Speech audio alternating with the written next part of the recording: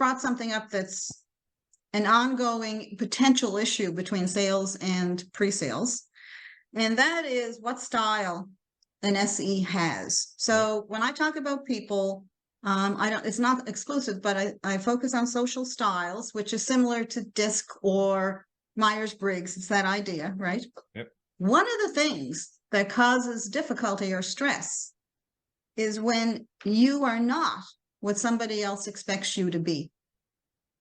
So if the salesperson expects you to be all creative and lively and bouncing around, and that would be what I would call an expressive style, but in fact, you're process driven, you're more inclined to give statistical information than funny stories, you can be just as successful. I had one, I actually think I mentioned it in the book as well. I had one sales director come to me and say, we can't use John in this customer conference. He's going to be doing 4 or 5 little demos, and I just don't like his style. He's just too dull. We need something way more dynamic than he is. So I said, just watch and learn. So I didn't change it, but I said, but seriously, go to some of his demos. So he went to some of the demos because I thought really highly of the guy. At the end of it, John had more return people coming back and saying, I want to see that product. I saw a little bit about it in his demos. I now want to see more of it. And his sales were higher. The sales of the product he represented there were higher than anybody else's. He was quiet, he was low key, and he gave off such a feeling of confidence to the people. He wasn't a lot of fun. He wasn't dynamic. He did not speak fast. That was what that salesperson thought you needed to be. Now, to give the director of sales credit, at the end of it, he said, okay, I see what you mean. And off we went and we were fine. But if you are the diametric opposite of what someone expects you to be, like the opposite could be, if I expect you when you're doing a demo to only give statistical information, only show what the product does, only do drop-down boxes, be serious, be focused, and you want to tell a story or two, sales rep won't like that either. Yeah. The thing, the funny thing about that is it doesn't matter what the sales rep or the SE want. In the end, it's what the customer wants. And right, like the SE, if the SE likes to tell stories and the customer doesn't care about that, then the SE has to adjust as well. Well, that's another big part of it. Read your audience. And that's really what I call it is, this is where read the room comes from. People will say we need to read the room. Well, in order to do that, you need to read the people in it. Yeah. And that's what it's about.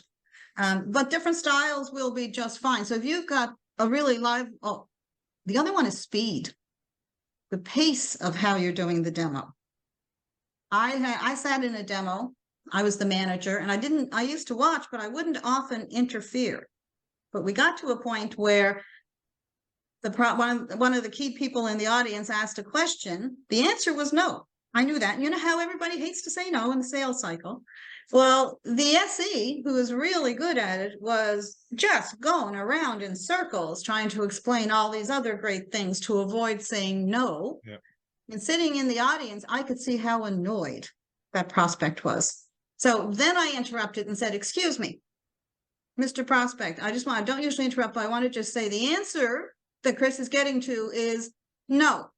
But what she's also doing is explaining the reasons why we truly believe you're not going to care about that no, because you're going to see that we can do what you need. And he said, okay, that's fine, but not exactly what I asked. No, not exactly what you asked. He said, it's fine, go ahead. But he was getting so annoyed because he was fast-paced, he was direct, he wanted a yes or no.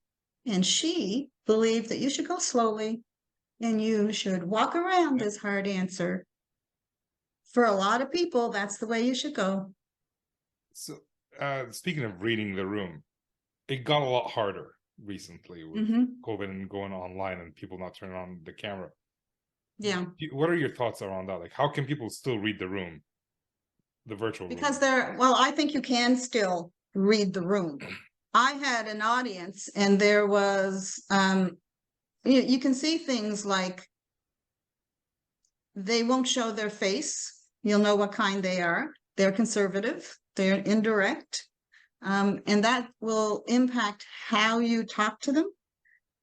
When you hear their pace, how fast they speak, when you see how dynamic they are, I lean forward, like I keep leaning forward towards this. The opposite type of person will sit back. And if I'm in if I'm in an audience and the person is sitting back, I slow myself down. I'm a fast talker. I lean forward. And when I can see that you're like that, I don't with you, but I would slow down. And when you learn how to do it, you can be talking to a person on the left side of the screen and you're going to do this and you're going to move your hands and and then when you go to answer the other question, I'll take a deep breath and slow down. Might help that I work with horses a lot because you have to do that with horses too. Right. Yeah. I never thought about it this way. For me, whenever someone turns off the camera, I just feel that they're not engaged. And how do you They might not be. And how do you get them engaged? Is to ask them questions that are not yes or no questions. Questions about them. Go ahead. Yeah, I also think in advance, you should work with whoever is the leader on their side and ask them to make it a rule that they have to have their camera on. It's really hard for us to do it as we're right in front of them. It somehow makes us seem pushy or bossy sometimes. But I will ask ahead of time. And before any cameras come on, I will start saying, we need everybody to have their camera on. If you wait until some people haven't done it, they know you're targeting them and they don't like it. Right.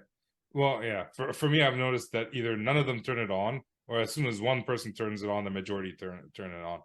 And yeah, so I don't work with with like the leaders on their end. But what I do is I say, I'm just gonna turn on my camera for a few minutes to scare you. And and then I turn on my camera, it's like boo, right? They laugh, and that will be the end of it. Sometimes they turn on their camera to scare me as well, and sometimes they don't. But I find when I start asking those questions, like I never thought about like someone's leaning back, someone's leaning forward, or the camera's off or on.